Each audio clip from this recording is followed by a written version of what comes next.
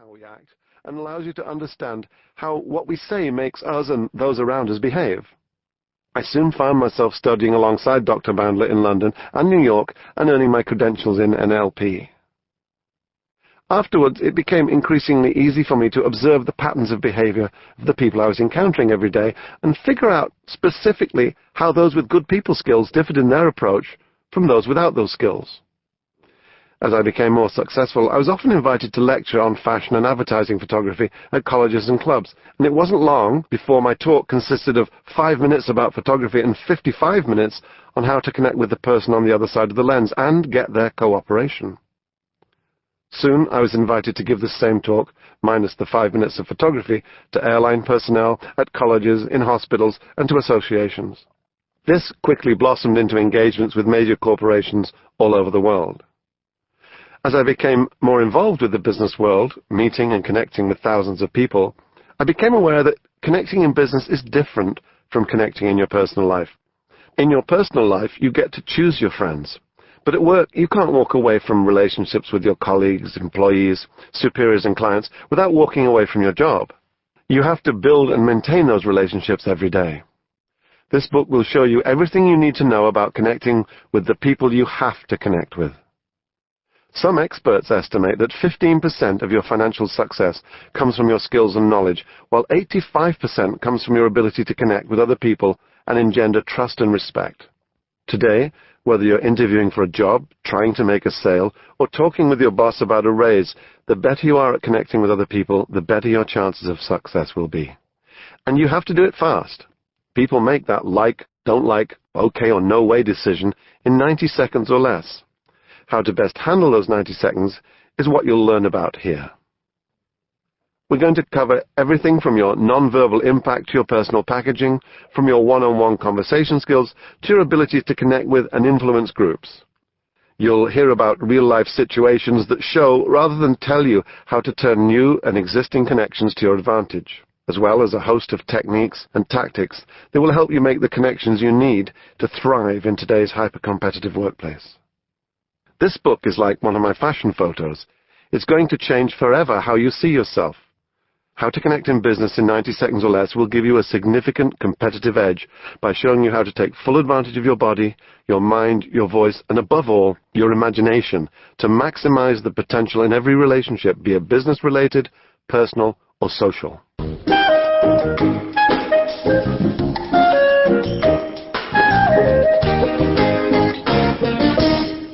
Part 1. The Basics. Quality of management, strength of market position, quality of services, strength of corporate culture, level of customer satisfaction, and quality of investor communications are non-financial factors that can accurately determine future financial performance in business. Sounds complicated? It's not really. Non-financial means people. The foundation of all these business-related conditions depends upon two things: people and your ability to connect with them. This ability is wrapped around a few basic insights so simple that you can get a handle on them while driving around in the back of a taxi cab in the rain. Chapter 1. Muldoon's Rules. There's no failure, only feedback. My first job was as Francis Xavier Muldoon's personal assistant. Muldoon was advertising manager for Woman, the largest circulation weekly magazine in the UK. It was the mid-60s in England, and my new boss had risen from nowhere to the top of an incredibly competitive business in just 3 years. Francis Xavier Muldoon was what you might call socially gifted. What made Muldoon's gift work was the Gospel according to Muldoon.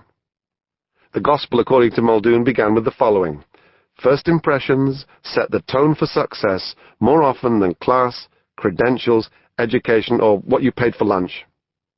In fact, we usually decide within the first 2 seconds of meeting someone new just how we'll respond to him or her.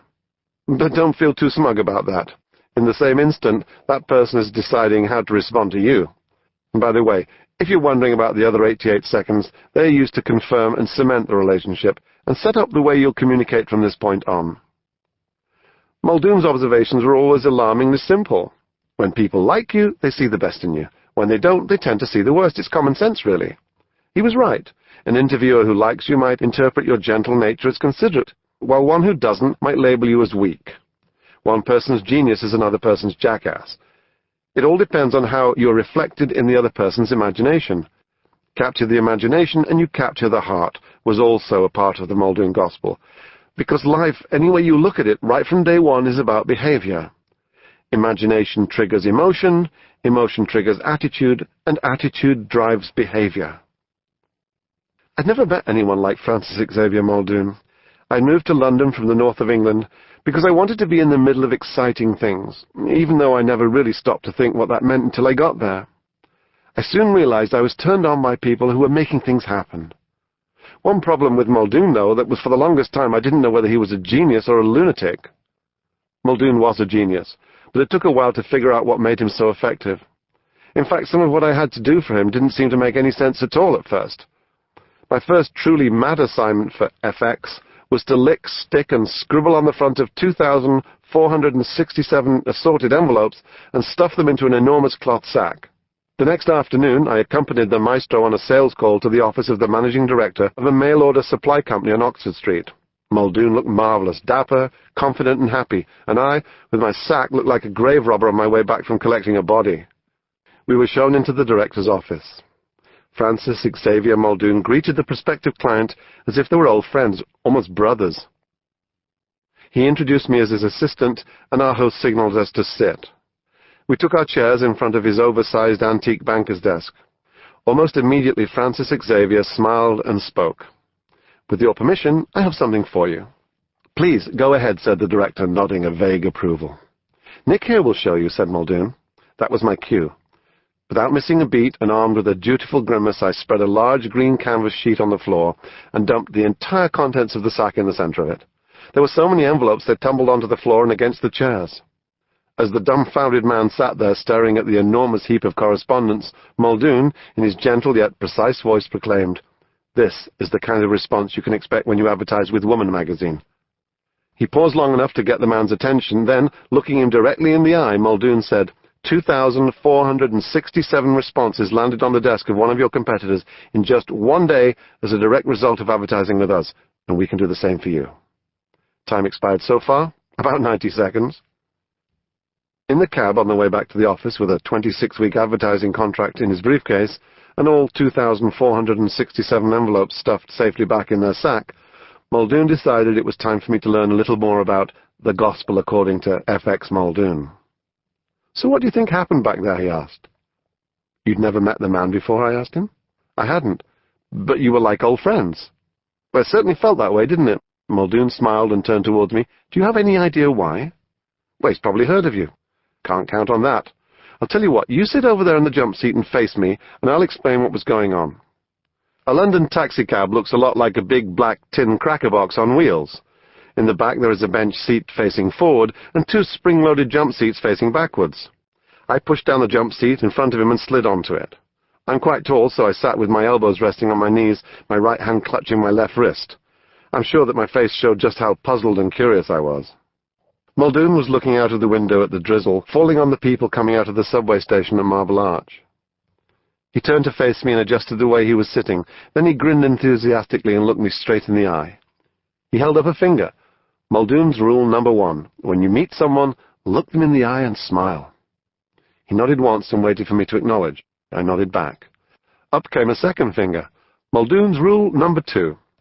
When you want them to feel like they already know you, be a chameleon. I frowned. He caught it and changed the 2 fingers into a full hand, indicating I should wait, then reduced it to 3 fingers. Muldoon's rule number 3. Capture the imagination, and you capture the heart. I sat back. I could tell he hadn't finished. He sat back as well. "How many times a day do you deal with people who don't acknowledge your presence, who don't look at you?" "Oh, dozens, I suppose," I replied. Dozens of wasted opportunities. The single cheapest, easiest, and most effective way to maximize the connection between yourself and other people, your customers, colleagues, the receptionist back there, this cab driver, is to look them in the eye and smile. Do you know why? Because it says you're honest and interested in them. I had a feeling as soon as I said it, this wasn't going to be enough. Yes, good, very good, but there's more to it than that. How seriously would you take your favorite TV newscaster if he delivered the nightly news with his head down, reading off printed notes or looking out